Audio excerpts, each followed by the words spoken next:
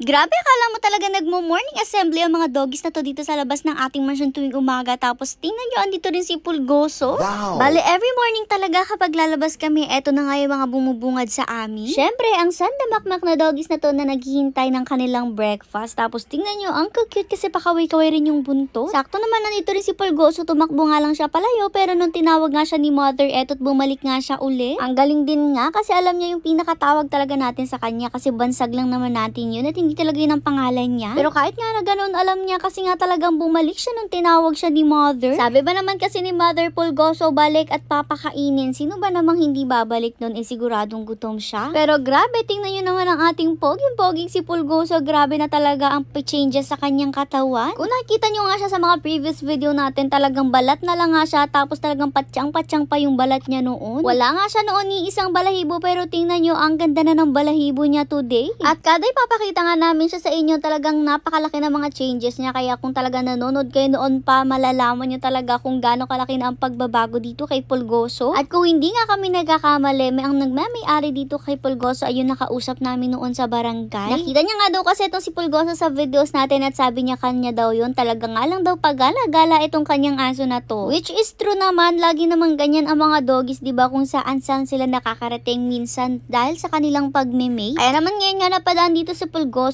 tapos tinawag nga uli siya ni mother para nga kumain. At tingnan nyo, talaga naglalambingan pa nga sila nitong si Achichi. Etong si Achichi naman, feeling alpha ng mga doggies na pumupunta dito kasi naman siya ang nakakapasok sa loob ng ating mansion. Tapos itong mga ibang doggies nga sa labas, nag-aantay lang sila ng mga pagkain ibibigay natin tuwing umaga at tuwing hapon. Kaya naman feeling dominant talaga ang ating Achichi kahit napakaliit naman niya. Anyways, nung time na to ay ginagawa na nga sila ng pagkain, kaya naman waiting nga lang sila dito sa labas. Pero alam nyo ba, mas masarap talaga rin sa pakiramdam yung makita namin na naghihintay nga sila dito sa labas. Yung paggising namin paglabas, ito na nga yung bubungad sa amin. Tapos tinan nyo itong si Lola Dog, pakaway-kaway na yung buntot sa atin. Dati may pagkamaldita to. Sabi pa nga ni mother, ang nakikita niya nga daw dito kay Lola Dog at kay Mama Dog ay si Cyber at si Malia. Si Cyber nga daw si Lola Dog dahil nga syempre may pagkamaldita pero malambing rin naman. Tapos si Mama Dog na ayaw magpahawak, ayaw magpalapit at talagang maldita express. Anyways, tingnan nyo, parang gets naman ito si Pulgoso na naghihintay nga siya ng pagkain dahil pinaggagawa nga sila. Kasi tingnan nyo, talagang umupo nga muna siya dito. At nakikihintay na nga siya dito sa family ni na Lola Dog at Mama Dog. Pero alam nyo ba, isa talaga sa napansin nga namin ay kulang nga itong family nila for a few months na. Actually, mga 1 month lang siguro na hindi na nga namin nakikita yung anak ni Mama Dog na lalaki. Kasi di ba kung maalala nyo, sila nga po ay tatlong magkakapatid pero lagi na nga lang pong dalawa ang naandito sa atin. Si Mother nga kapag nagdadrive siya dito paikot, talagang hinahanap nga niya kung saan nagtatambay yung isang lalaki nila. Pero talagang kahit saan nga magtingin ay hindi nga makita ni mother, kaya naman talaga nag-aalala rin nga siya. Kung maalala nyo kasi yung lalaki na yon, siya yung may pagkawuli yung buntot. Tapos siya rin nga yung pinakamalambing kasi nagkakaway-kaway na nga yung buntot niya sa atin at lumalapit-lapit. Anyways, dito nga isa-isa na nga silang binigyan ng pagkain, pero itong si Pulgoso talaga may pagkapihikan din minsan. Mukhang ayaw niya kasi gusto niya talaga kanin lang at parang ayaw nga niya ng dog food today. Pero most of the time ay may dog food din naman yung binibigay namin sa kanya. Pero ngayon nga ay wala siya sa mood kumain ng dog food. Ang cute tuloy kasi mukhang nagtatampo pa nga siya kasi tumalikod siya. Sa tagal ba naman daw kasi ng pinaghintay niya para nga daw sa pagkain na to, bakit naman daw nung ibinigay ay hindi daw masarap? Uy, naman talagang mapili pa siya.